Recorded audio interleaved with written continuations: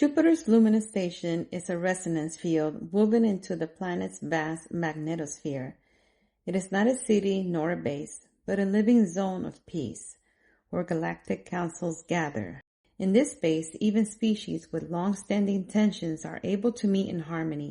The great table glows with a pulsing heartbeat, guiding every being present into coherence, ensuring dialogue unfolds without aggression. Time here does not move as we know it. There are no clocks, no linear hours. Instead, councils convene through telepathic resonance, all arriving simultaneously when the field summons alignment.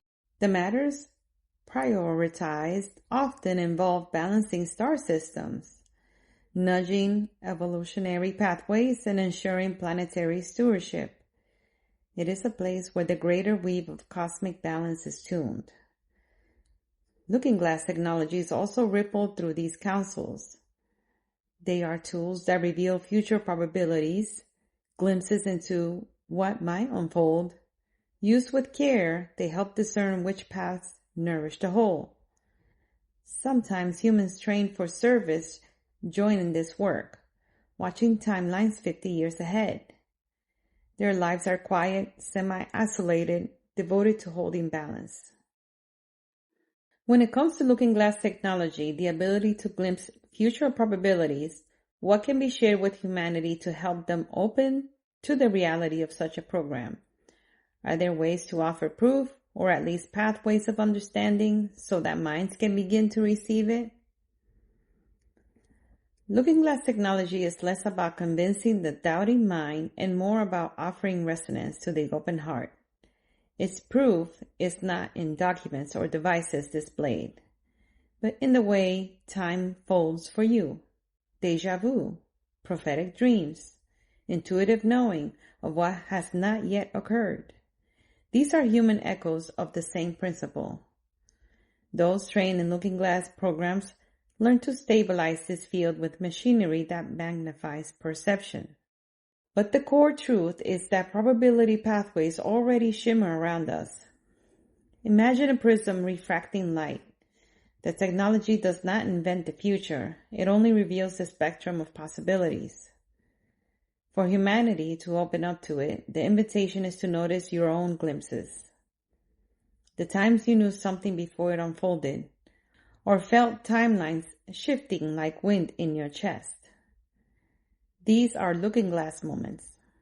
Proof lives there, within the direct experience of time bending to consciousness. So while the councils may use advanced systems to watch 50 years forward, you are already participants. By trusting your perception, you touch the same mystery.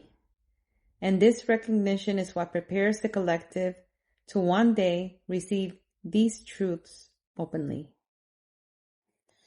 Looking glass technology shows different probabilities. I've heard examples like, well, that was the day a comet hit Earth, and that wasn't a good day. So what happens in cases like that? If a timeline shows Earth being destroyed, do they backtrack and change the probability? Do they reroute the comet somehow to keep Earth safe? Yes, that is the essence of what looking glass councils observe. Imagine you are reading a book and you reach a chapter where the world burns. Looking glass lets you flip back pages to see where the choices began and then turn forward to see the outcomes if different words are spoken or paths are walked. When a catastrophic timeline is revealed, such a comet striking Earth, the councils do not simply wait for destruction. They trace back to the subtle points of divergence.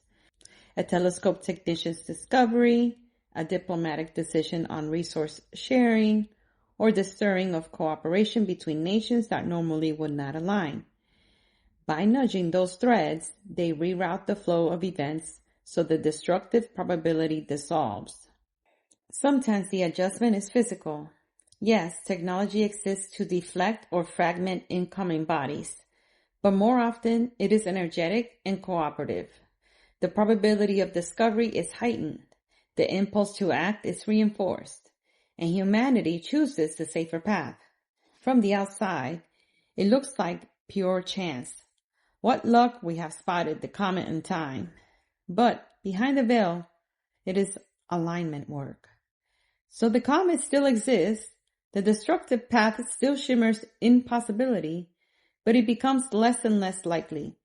The bad day is not erased, but it becomes one branch among infinite branches, no longer the one the collective must walk. So who exactly meets there? Do humans work at Jupiter Station, or is it only other civilizations? What do they look like? Where do they come from? And how do they live in that space? At Jupiter's Luminous station, the gathering is diverse.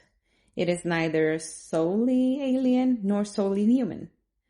A few trained humans are indeed present, often in quiet roles, observing, translating, or tending to looking glass harmonics. But the councils are largely made up of emissaries from star systems spread across our galactic neighborhood. Some examples: the Andari from Sirius B, tall blue-skinned beings whose eyes shimmer like liquid silver. They breathe a light-rich atmosphere, so the station's chambers are tuned with bioluminescent walls that pulse in harmony with their energy fields. Their ships are sleek, organic in design, like great flowing shells, and they can fold through starlight itself. The Lumari from the Pleiades, radiant, almost translucent beings with lifespans of 700 to 900 years. They resemble humans but carry a soft glow, as if their skin remembers the starlight of their home. They gather in the station's crystalline domes where oxygen-rich and ether-rich currents intertwine to sustain them. The Chiron from Alpha Centauri, amphibious with smooth iridescent skin and gill-like structures along their necks. They often appear with a transparent fluid-like mask, not unlike the fish tank helmets whispered about, which keeps their aquatic balance in place when they step into drier atmospheres. Their ships are rounded spheres of water, wrapped in light shields, gliding through space like living droplets. The Zeri from Vega, winged beings, though not like angels. Their wings are membranous, patterned like stained glass. They exhale trace elements that enrich the chamber atmosphere, and in turn the station adjusts with shifting air currents, creating balance for all species present. The human delegates, not in power but in presence. Some have been trained for years in silence and patience, living semi-isolated lives of service.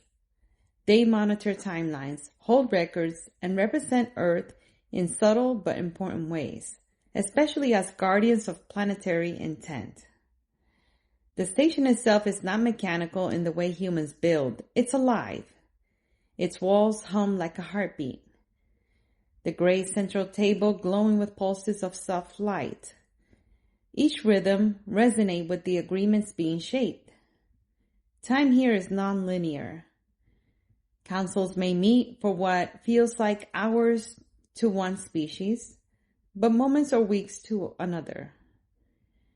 It's not a single grand convention, but an ongoing resonance. A place of check-ins, negotiations, and balancing. So in truth, Jupiter Station is less a hall of power and more a breathing nexus. A place where the diversity of life gathers in peace. The Andari, Lumari, Chiron, Zeri, and yes, even human delegates, each bring their own unique resonance. And through looking glass harmonics, they ensure that timelines are tended, balanced, and softened where possible. The wonder is not only in who meets there, but in what it means. That despite differences, tensions, or even histories of conflict, species come together in Jupiter's orbit to listen, to see, and to choose again. And perhaps that is the true teaching here, that negotiation and harmony are always possible when the heartbeat of the table reminds us we are part of one cosmic rhythm. Thank you for walking this journey with me today. May your path always align with the brighter timelines of harmony and light.